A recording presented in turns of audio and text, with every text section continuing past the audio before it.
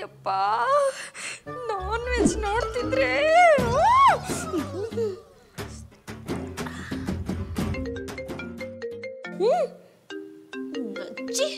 Non veg ತಿನ್ಬೇಕಾದ್ರೆ phone ಮಾಡೋರ್ನ ತಗೊಂಡೋಗಿ ಪರಪ್ಪನಗರ ಜೈಲ್ಗೆ ಹಾಕ್ಬೇಕು. ಜಾವಳೋಳು ಏನೇ ಮಾಡ್ತಿದ್ಯಾ? ಹಾ, ನಾನ್ ವೆಜ್ ತಿಂತಾ ಇದ್ದೆ. ಕರೆಕ್ಟಾಗಿ ಕಬಾಬ್ ಮೇ ಹಡ್ಡಿ ತರ ಕಾಲ್ ಮಾಡಿದೆ ನೀನು. ನಾನು ಅದ್ರ ಬಗ್ಗೆ ಮಾತಾಡೋಣ ಅಂತಾನೆ ಕಾಲ್ ಮಾಡಿದೆ ಕಣೆ. ಏನೇ ಬೇಗ ಹೇಳು. ನೆಕ್ಸ್ಟ್ ವೀಕ್ ನಮ್ಮ ಫ್ರೆಂಡ್ ಮನೆಯಲ್ಲಿ ಬೀಗ್ರೂಟ ಇದೆ ಕಣೆ. ಬೀಗ್ರೂಟನಾ? ಒಳ್ಳೆ ನಾನ್ ವೆಜ್ ಊಟ, ಹೋಗೋಣವಾ?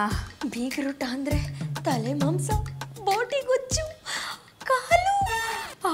ಮಿಸ್ ಮಾಡ್ದೆ, ಹೋಗೋಣ ಕಣೆ. ಆದ್ರೆ ಏನ್ ಮಾಡೋದೆ, ಅವ್ರ ಊರು ತುಂಬಾ ದೂರ ಕಣೆ. ದೂರನಾ? ಲೇ, ವೆಜ್ಜು ಅಂದಿದ್ರೆ ಪಕ್ಕದ ಮನೆ ಆಗಿದ್ರು ಹೋಗ್ತಾ ಇರ್ಲಿಲ್ಲ. ಆದ್ರೆ ನಾನ್ ವೆಜ್ ಅಲ್ವಾ, ಎಷ್ಟು ದೂರ ಆದ್ರೂ ಪರವಾಗಿಲ್ಲ ಕಣೆ. ಯಾಕೇಳು, ನಾವು ಗೌಡ್ರಲ್ವಾ? ಬೀಗ್ರೂಟಕ್ಕೆ ಗೌಡ್ರು ಹೋಗ್ಲಿಲ್ಲ ಅಂದ್ರೆ ಗೌಡ್ರು ಕುಲಕ್ಕೆ ಅವಮಾನ. ಅಲ್ಲಿ ಹೋಗಕ್ಕೆ ನೀನು ಪ್ಲಾನ್ ಮಾಡ್ತಾ ಇರು. ಅಷ್ಟರೊಳಗೆ ನಾನು ಇಲ್ಲಿರೋ ಚಿಕನ್ನ ಮುಗಿಸಿ ಆ ಮಟನ್ ತಿನ್ನಕ್ಕೆ ರೆಡಿ ಆಗ್ತಾ ಇರ್ತೀನಿ. ಈಗ ಫೋನ್ ಇಡ್ತೀನಿ, ಮುಚ್ಕೊಂಡು ಹಿಡು. ಎಲ್ಲಿಂದ ತಿನ್ಲಿ? ಕಾಲು ಅಂದ್ರೆ ನಂಗೆ ತುಂಬ ಇಷ್ಟ. ಕಾಲಿಂದನೇ ತಿಂತೀನಿ.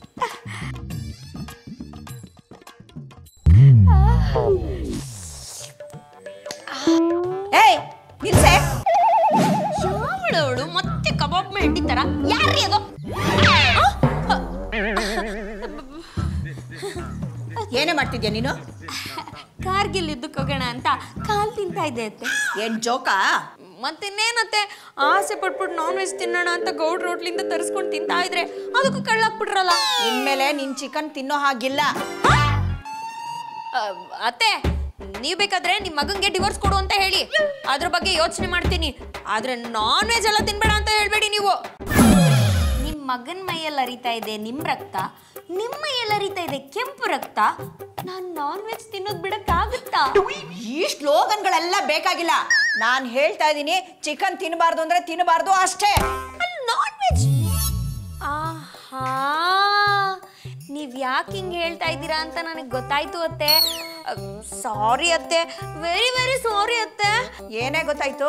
ಯಾಕೆ ಸಾರಿ ಕೇಳ್ತಿದ್ಯಾ? ಮನೇಲಿ ನೀವಿರ್ಬೇಕಾದ್ರೆ ನಾನು ಒಬ್ಳೆ ನಾನ್ ವೆಜ್ ಆರ್ಡರ್ ಮಾಡ್ಕೊಂಡು ತಿಂತಾ ಇದ್ದೀನಿ ಅಂತ ತಾನೇ.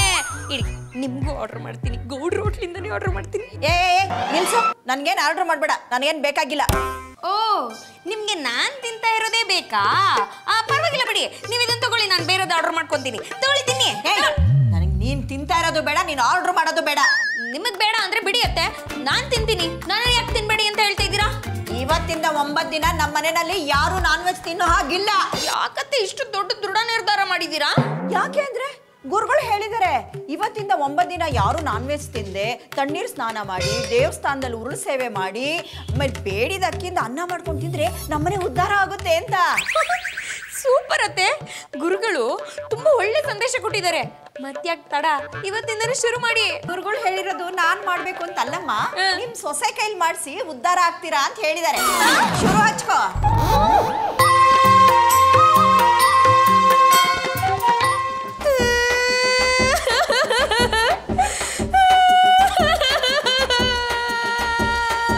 ಲೇ ಪ್ರಕೃತಿ, ಏನಾಯ್ತೆ?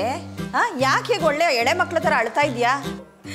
ಅತ್ತೆ, ನಾನಿವಾಗ ಉರುಳು ಸೇವೆ ಮಾಡ್ಲೇಬೇಕಾ ಅತ್ತೆ?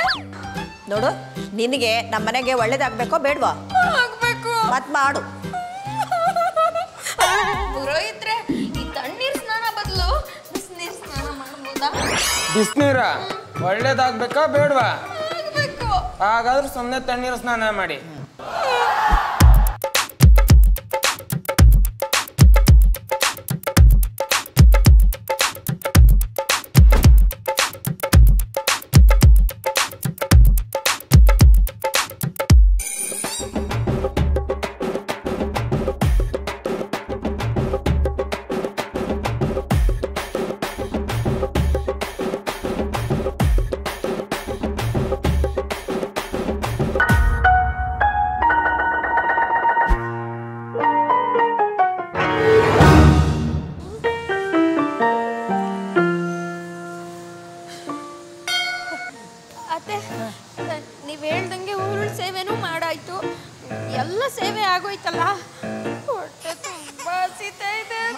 ಅಯ್ಯೋ ಏನೇ ಸಣ್ಣ ಮಗು ತರ ಅಳ್ತೀಯ ಎಲ್ಲದಕ್ಕೂ.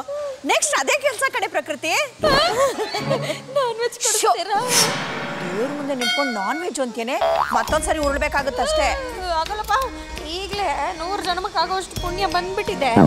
ಮತ್ತೆ ವೆಜ್ ಕೊಡಿಸ್ತೀರಾ? ಕೊಡ್ಸೋದಲ್ಲ ಕಣೆ, ಬೇಡೋದು. ಬೇಡೋದಾ? ಅಂದ್ರೆ ತುಂಬಾ ಸಿಂಪಲ್. ಮನೆ ಮನೆಗೂ ಹೋಗಿ ಭಿಕ್ಷೆ ಬೇಡಿ ಅಕ್ಕಿ ತಂದು ಅದ್ರಲ್ಲಿ ಅಡ್ಗೆ ಮಾಡಿ ಊಟ ಮಾಡೋದು. ಲೇ ಪ್ರಕೃತಿ, ಈ ಗೆಟಪ್ಗೆ ಒಂದು ಹಾಡು ಹೇಳಿದ್ರೆ ಚೆನ್ನಾಗಿರುತ್ತೆ. ಹೇಳೆ ಹಾಡು, ಸುಮ್ಮನೆ ಯಾರು ಅಕ್ಕಿ ಹಾಕಲ್ಲ. ಹಾಡು ಬೇರೆ ಹಾಡ್ಬೇಕಾ? ಹಾಡೆ. ಅಮ್ಮ ದಾನ ನೀಡಮ್ಮ, ಅಮ್ಮ ಭಿಕ್ಷೆ ನೀಡಮ್ಮ, ಅಮ್ಮ ದಾನ ನೀಡಮ್ಮ, ಅಮ್ಮ ಭಿಕ್ಷೆ ನೀಡಮ್ಮ. ನಡಿ ನಡಿ ನಡಿ, ನಾನು ಹೇಳಿಲ್ಲ. ಅಮ್ಮ ದಾನ ನೀಡಮ್ಮ, ಅಮ್ಮ ಭಿಕ್ಷೆ ನೀಡಮ್ಮ. ಪ್ರಕೃತಿ, ಅಮ್ಮ ಏನೇ ಹೇಳೆ, ಸಾಕ್ಷಾತ್ ಭಿಕ್ಷಕಿನೇ. ಸಖತ್ ಭಿಕ್ಷೆ ಬೇಡ್ತೀಯ. ನಿಮ್ ಸೊಸೆ ಅಲ್ವಾತೆ? ಕುಲಕಸ್ಪು ಕಲ್ತಿದೀನಿ. ಜೋರ ಕರಿಯೇ. ಸುಮ್ಮನೆ ಅರಿಯತ್ತೆ. ಅಮ್ಮ ತಾಯಿ ಭಿಕ್ಷೆ ಹಾಕಮ್ಮ. ಇನ್ನೊಂಚೂರು ಹಾಕಮ್ಮ, ಅದೊಂಚೂರು ಉಳಿದಿದ್ಯಲ್ಲ. ನಡಿ, ಕೊಡೋದೇ ಹೆಚ್ಚು, ಆದ್ರೆ ಇನ್ನೊಂಚೂರು ಬೇರೆ ಹಾಕ್ಬೇಕಂತ. ಬಾ, ಯಾರೋ ನಿಮ್ ತರ ಕಂಜೂಸವಳು. ಅನ್ನ ತಿನ್ನೋಕೆ ಅಕ್ಕ. ಅತ್ತೆ ನಾಯಿ ಬಗಳ್ತಿದ್ದತ್ತೆ. ಸುಂದರ, ನಮ್ಗಿಂತ ನಾಯಿಗಳು ಇನ್ ಯಾರ ಇದಾರೆ? ಜೋರ ಕರಿಯ. ಅಕ್ಕ ಅಕ್ಕ ಅಕ್ಕ. ಅತ್ತೆ ಮುಂಚೆ ಬಿಸ್ಕೆ ಬಿಡ್ತಿದ್ರ? ಇಲ್ಲ ಕಣೆ. ಅಕ್ಕ ಅಮ್ಮ. ಅಕ್ಕ, ದೇವಸ್ಥಾನದಲ್ಲಿ ಪೂಜೆ ಇಟ್ಕೊಂಡಿದೀವಿ, ಭಿಕ್ಷಕರಲ್ಲ ನಾವು. ಜಾಸ್ತಿ ಬರ್ತೀವಕ್ಕ. ಸಾಕಲ್ವಾ ಸಾಕಂಡ್ ಬಾರೆ. ಕೈಯೆಲ್ಲ ನೋವ್ತಿದ್ಯಲ್ಲಪ್ಪ, ರೊಟ್ಟೆ ಎಲ್ಲ ಎತ್ತಕ್ಕೆ ಆಗ್ತಿಲ್ಲ. ನಮ್ಮ ಅತ್ತೆಗೆ ಬರಬಾರ್ದು ಬರ, ಅವಳು ಸೊಂಟ ನೋವು ಬರ. ಅವಳಿಗೆ ಸೊಂಟ ನೋವು ಬರ್ಲಿ ಅಂದ್ರೆ ನನಗೆ ಬರ್ತಾ ಇದಲ್ಲಪ್ಪ. ಪ್ರಕೃತಿ ಪ್ರಕೃತಿ ಪ್ರಕೃತಿ. ಕೌಸಲ್ಯ ಸುಪ್ರಜಾ ರಾಮ ಪೂರ್ವ ಸಂಧ್ಯಾ ಪ್ರವರ್ತತೆ. ಎಷ್ಟು ಚೆನ್ನಾಗಿದೆ ಸಾಂಗು.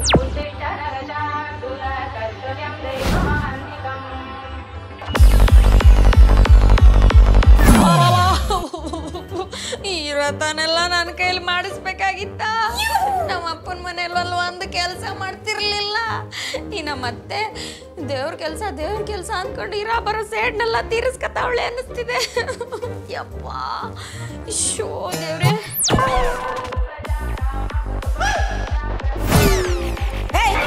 ಇಲ್ಸೆ, ಏನೇ ಒಳ್ಳೆ ಕೋತಿ ಕುಣ್ದಂಗ್ ಕುಣಿತಾ ಇದ್ಯಾ? ಮನೇಲಿ ಹಾಕಿರೋದು ಸುಪ್ರಭಾತ, ಅದಕ್ಕೆ ಟಪ್ಪಂಗುಚ್ಚಿ ಡ್ಯಾನ್ಸ, ಅದು ಈ ರೇಂಜ್ಗೆ. ಅದು ಆಂಟಿ, ನಂಗೆ ಸಾಂಗ್ ಕೇಳಿದ್ರೆ ಸಾಕು ಡ್ಯಾನ್ಸ್ ಮಾಡಬೇಕು ಅನ್ಸುತ್ತೆ. ಯಾವ ಹಾಡಾದ್ರೂ ಪರವಾಗಿಲ್ಲ, ಡ್ಯಾನ್ಸ್ ಮಾಡ್ತೀನಿ. ಅದು ಹಾಡ್ ಮೇಲಲ್ಲ, ನನ್ನ ಮೂಡ್ ಮೇಲೆ ಡಿಪೆಂಡ್ ಆಂಟಿ. ನಿನಗೂ ನಿನ್ ಮೂಡಕ್ ಬೆಂಕಿ ಹಾಕ. ಅದಿರ್ಲಿ, ಯಾಕೆ ಬಂದೆ ಅದನ್ನ ಬೊಗಳು? ಏನಿಲ್ಲ ಆಂಟಿ, ನನ್ನ ಫ್ರೆಂಡ್ ಪ್ರಕೃತಿನ ಮಾತಾಡ್ಸ್ಕೊಂಡು ಹೋಗೋಣ ಅಂತ ಬಂದೆ. ಹೋಗು, ನಿನ್ ಫ್ರೆಂಡು ಮೇಲ್ಗಡೆ ಡ್ಯಾನ್ಸ್ ಮಾಡ್ತಿದ್ದಾಳೆ ನಿನ್ ತರ. ಹೌದಾ ಆಂಟಿ? ಯಾವ ಸಾಂಗು? ನೋಡಿ ಇವಾಗ ತೋರ್ಸಿನಿ. ಇದು ಯಾರು ಬರೆದ ಕಥೆಯೋ, ನಮಗಾಗಿ ಬಂದ ವ್ಯತೆಯೋ, ಅದಕ್ಕೆ ಹಾಡ್ತಿದ್ದಾಳೆ.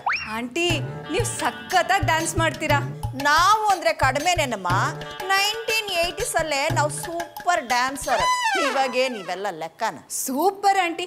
ಅದೆಲ್ಲ ಸರಿ, ನೀವು ಎಲ್ಲಿಗೆ ಹೋಗ್ತಾ ಇದ್ದೀರಾ? ನನ್ನ ಫ್ರೆಂಡ್ ಮೊಮ್ಮಗು ನಾಮಕರಣ ಇದೆ, ಮುಗಿಸ್ಕೊಂಡು ಬರ್ತೀನಿ. Okay aunty, bye aunty. ಹುಷಾರಾಗಿ ಹೋಗಿ ಆಂಟಿ. ಬಾಯ್ ನಾನು ಹೋಗ್ತೀನಿ ಆಂಟಿ. ನಿನ್ ಸೊಂಟ ಮುರಿದೋಗ್ಬಿಟ್ಟೆ ಆಂಟಿ, ಹುಷಾರು. Bye aunty. ಮುರಿತಾಳೆ. ಪ್ರಕೃತಿ ಪ್ರಕೃತಿ. ವೈಬ್ರೇಷನ್ ಬಂದಿರೋ ಕಾಯಿಲೆ ಮನುಷ್ಯ ತರ ಕಾಲೆಲ್ಲ ಗಡ ಗಡ ಗಡ ಅಂತ ನಡುಕ್ತಾವಲ್ಲಪ್ಪ. ನಮ್ಮ ಅತ್ತೆ ಕೈಗೆ ಸಿಕ್ಬಿಟ್ರೆ ಪ್ರಕೃತಿ ಪ್ರಕೃತಿ, ಸುರಕ ಅದ್ಯಾಕೆ ಇಷ್ಟೊಂದು ನರಳ್ತಾ ಇದ್ಯಾ? ಏನು ಅಂತ ಹೇಳಲೆ ನನ್ನ ಕತೆನ. ನಮ್ಮ ಅತ್ತೆ ಇದ್ದಾಳಲ್ಲ, ಯಾವ್ದೋ ವ್ರತ ಮಾಡಿಸ್ತೀನಿ ಅಂತ ಹೇಳಿ ನನಗೆ ಸಿಕ್ಕಾಪಟ್ಟೆ ಕಾಟ ಕೊಡ್ತಾವ್ರೆ ಕಣೆ. ಚಿಕನ್ ಲೆಗ್ ಪೀಸ್ ತಿನ್ನೋಣ ಅಂತಿದ್ದವಳು ಲೆಗ್ನೆ ಮುರಿದಿಟ್ಟವ್ರೆ ಕಣೆ. ಹೌದಾ? ಅಂಥದ್ದೇನೇ ವ್ರತ? ಅಯ್ಯೋ, ಅದನ್ನೆಲ್ಲ ಹೇಳಕ್ಕಾಗಲ್ಲ. ಹೇಳಿದ್ರೆ ಇವತ್ತೆಲ್ಲ ಮುಗಿಯುತ್ತೆ. ಒಂಚೂರು ನೋಡಲಿ.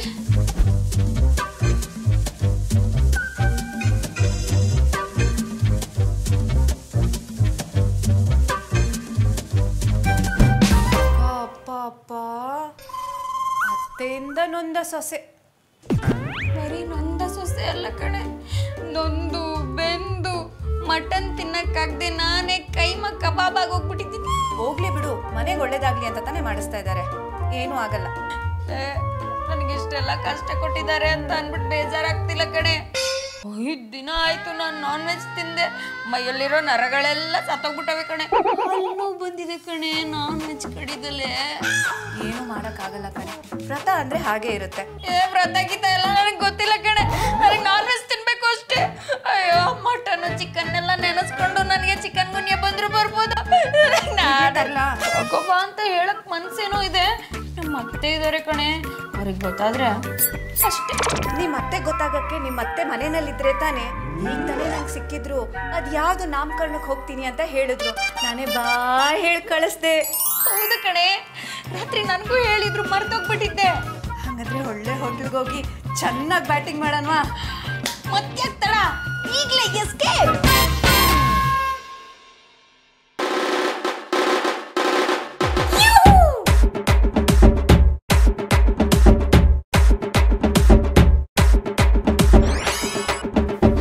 ಪ್ರಕೃತಿ, ಗೋಬಿ ತಿನ್ನಣ್ವೇನೆ?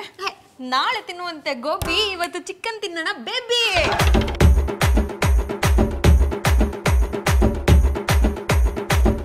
ಹೋಗ್ಲಿ, ಅಲ್ವಾನಾದ್ರೂ ತಿನ್ನನ್ವಾ? ಹಲ್ ಬಿದ್ದಾಗ ಹಲ್ವಾ ತಿನ್ನು, ಹಲ್ಲಿದ್ದಾಗ ಕಬಾಬ್ ತಿನ್ನು. ವಾ ವಾ ವಾ ವಾ. ಲೇ ನೀನ್ ಹೀಗೆ ಡೈಲಾಗ್ ಹೊಡಿತಿದ್ರೆ ನೋಡು, ನಿನ್ನ ಕೈಮಾ ಮಾಡ್ಬಿಡ್ತೀನಿ. ಕೈಮಾ ಮಾಡ್ಬೇಡ್ವೆ ಅಮ್ಮ, ತಿನ್ನೋಣ ಬಾರೆ ಕೈಮಾ. ವಾ ವಾ ವಾ ವಾ.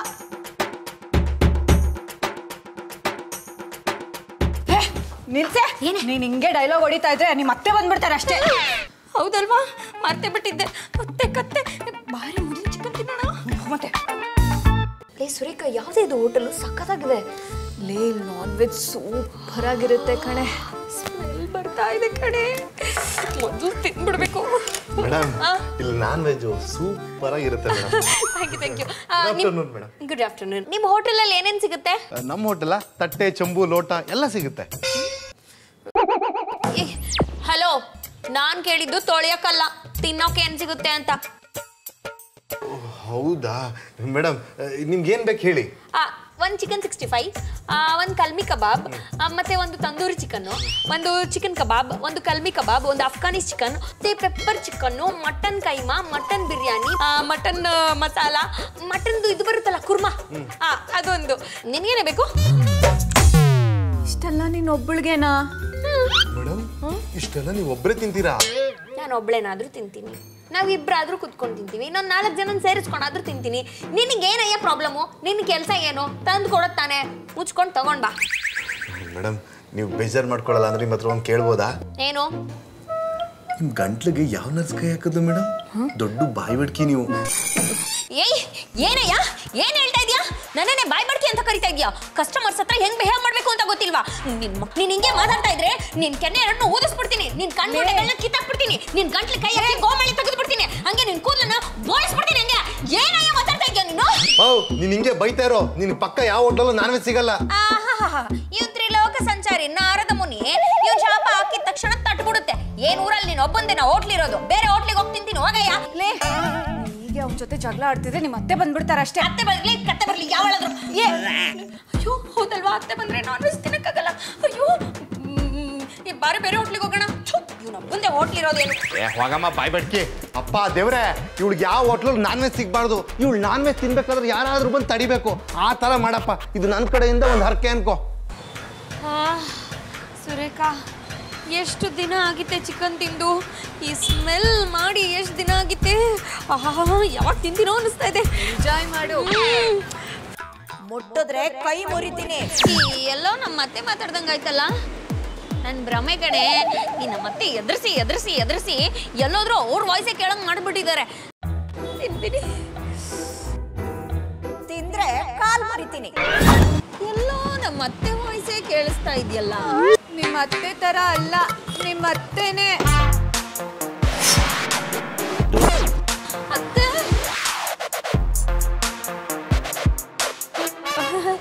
ಅತ್ತೆ ನೀವು ಹೋಟೆಲ್ಗೆ? ಓ, ಈ ನೀನ್ ತಿಂತಾ ಇದೆಯಲ್ಲಮ್ಮ, ಇದ್ರ ಬಿಲ್ ಕಟ್ಟೋಣ ಅಂತ ಬಂದೆ. ಆಂಟಿ ನೀವ್ಯಾಕೆ ಬರಕ್ ಹೋದ್ರಿ? ನಾನೇ ಕೊಡ್ತಿದ್ನಲ್ಲ. ತಗದ್ ಬಿಟ್ಟ ಅಂದ್ರೆ ಹಲ್ಲೆಲ್ಲ ಉದ್ರೋಗ್ಬಿಡ್ಬೇಕು. ನನಗೆ ಗೊತ್ತು ಕಣೆ ಈ ಕಿತಾಪತಿ ಐಡಿಯಾ ಎಲ್ಲ ನಿಂದೆ ಅಂತ. ಆಂಟಿ ನಂದೇನು ತಪ್ಪಿಲ್ಲ, ಎಲ್ಲ ನಿಮ್ ಸೊಸೆದೇನೆ. ನಾನು ಈ ಆಟಕ್ಕಿಲ್ಲ. ಏಯ್ ನಿಂತ್ಕೊ ನೀನ್. ಬಾ ಇನ್ನೊಂದ್ಸರಿ ಮನೆ ಕಡೆ ಕಾಲ್ ಮುರ್ದು ಕೈ ಕೊಡ್ತೀನಿ.